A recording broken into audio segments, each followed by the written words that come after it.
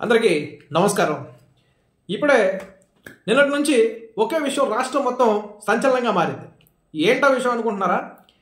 కడప జిల్లాలో 30 కంటైనర్లు నిలిపివేసినటువంటి కేంద్ర భద్రతా బలగాలు ఇడుపులపై నుంచి బయలుదేరి వెళ్ళినటువంటి 30 కంటైనర్లని చెన్నై పోర్టుకు తరలిస్తుండగా పట్టుకున్నటువంటి కేంద్ర భద్రతా బలగాలు వాటిలో చెక్ చేయడం జరుగుతుందని, సో అందులో ఏముందనే విషయాన్ని బయటకు రానివ్వడం లేదు అని చెప్పేసి ఒక సంచలనమైన న్యూస్ అయితే ప్రస్తుతం రాష్ట్ర వ్యాప్తంగా సంచలనం సృష్టిస్తుంది ప్రతి రాజకీయ వర్గంలో కూడా.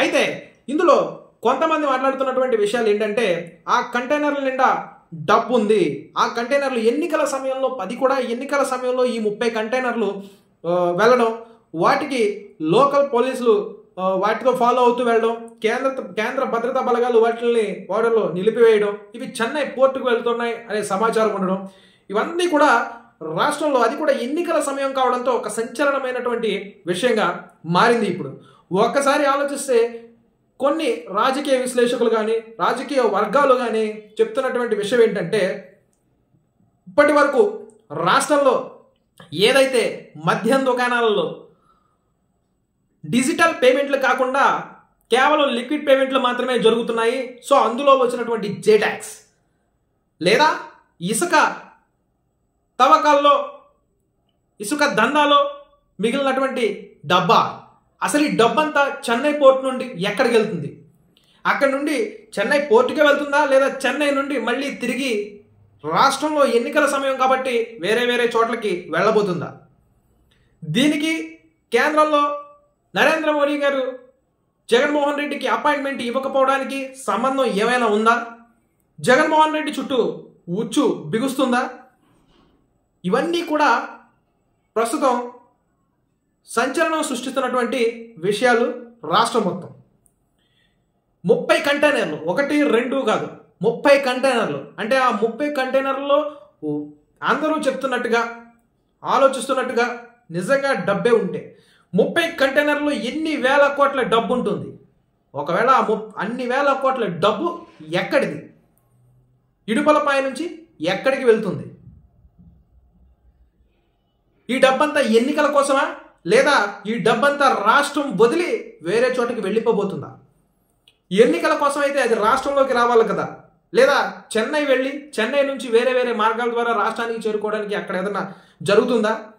లేదా ఎన్నికల్లో ఓటమి ఖరారనుకున్నటువంటి వైఎస్ఆర్సీపీ ఆ డబ్బుని రాష్ట్రం వదిలి పంపించేస్తుందా? ఏం జరుగుతుంది అనేది సర్వత్రా ఉత్కంఠగా మారినటువంటి విషయం. ఎందుకంటే ఒకవేళ అందులో డబ్బు కాకుండా వేరే ఏదైనా ఉంటే ఎందుకని ఇప్పటి వరకు దానికి సంబంధించిన విషయాన్ని, ఆ తనిఖీ విషయాన్ని ఎందుకు కేంద్ర భద్రతా బలగాలు ఇంకా విడుదల చేయలేదు? అసలు ఏం జరుగుతుంది అనేది రాష్ట్రం మొత్తం ఉత్కంఠగా ఎదురు చూస్తున్నటువంటి విషయం. సో మరోపక్క ప్రతిపక్షాలతో పాటు మాట్లాడుతున్నటువంటి విషయం ఏంటంటే, ఆ కంటైనర్ల నిండా ఎన్నికల సమయం కాబట్టి డబ్బు ఉందని, ఆ డబ్బంతా కూడా జే ట్యాక్స్ ద్వారా వసూలైనటువంటి సొమ్మని, వీటన్నిటినీ రాష్ట్రం వదిలి తరలిస్తున్నారని అనేక వార్తలు ఇప్పుడు రాష్ట్రం మొత్తం కూడా వినబడుతున్నటువంటి విషయాలు. సో రాష్ట్ర ప్రజలారా ఒక్కసారి ఆలోచించండి.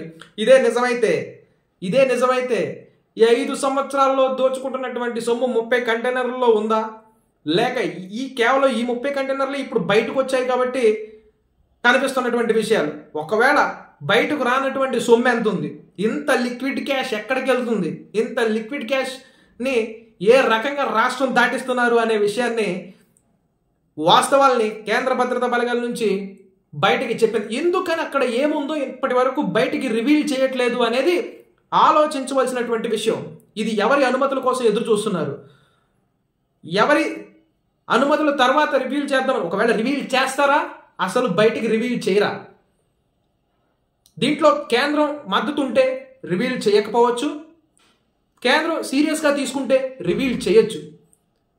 దీని మీద చాలా అంశాలు ముడిపడిపోయి ఉన్నాయనేది రాజకీయ విశ్లేషకులు చెప్తున్నటువంటి మాట. మరి ఈ 30 కంటైనర్ల విషయం ఎటువైపుకి వెళ్తుందో వేచి చూద్దాం సమాచారం కోసం. అందరికీ మన ఛానల్ నచ్చినట్లయితే లైక్ చేయండి, షేర్ చేయండి, సబ్స్క్రైబ్ చేయండి. Thank you.